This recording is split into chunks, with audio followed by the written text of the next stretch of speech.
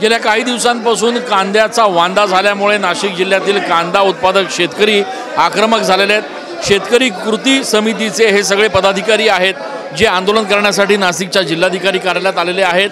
या ठिकाणी जिल्हाधिकारी तसंच अपर जिल्हाधिकाऱ्यांनी अद्याप वेळ दिलेला नाही आहे आणि त्यामुळे या सगळ्या शेतकरी समितीच्या सगळ्या लोकांनी याच ठिकाणी आता कांदा फोडून कांदा भाकर खायला सुरुवात केलेली आहे। काय भावना आहे नेमकी तुमची?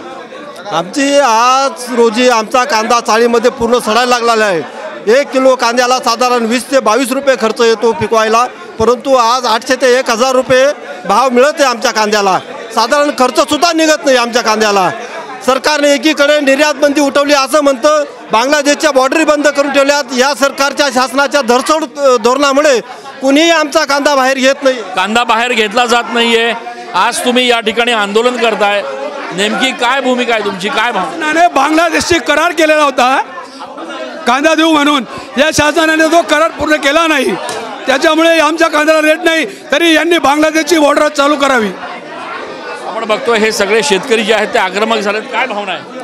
त्यांनी सांगितल्याप्रमाणे बांगलादेश सारखा एक तुटपुंजा देश आपल्याला किंमत देत नाही। आपण वारंवार त्यांच्याशी निर्यात बंदी करतो, त्यांना ऐन वेळेस ती जी आली की त्यांना निर्यात बंदी केल्यामुळे जागतिक पातळीवर आपली पूर्ण किंमत। आपण बघतोय की या ठिकाणी हे सगळे शेतकरी कृती समितीचे कार्यकर्ते आहेत, शेतकरी आहेत जे आपलं निवेदन देण्यासाठी या ठिकाणी आलेले आहेत। मात्र अपर जिल्हाधिकारी, निवासी जिल्हाधिकारी, जिल्हाधिकारी यांनी त्यांना भेट दिलेली नाही आणि त्यामुळे हे सगळे शेतकरी आक्रमक झाल्याचं बघायला मिळत आहे। कॅमेरा पर्सन आकाश शेवलेसह मी चंदन पूजाधिकारी, TV9 मराठी।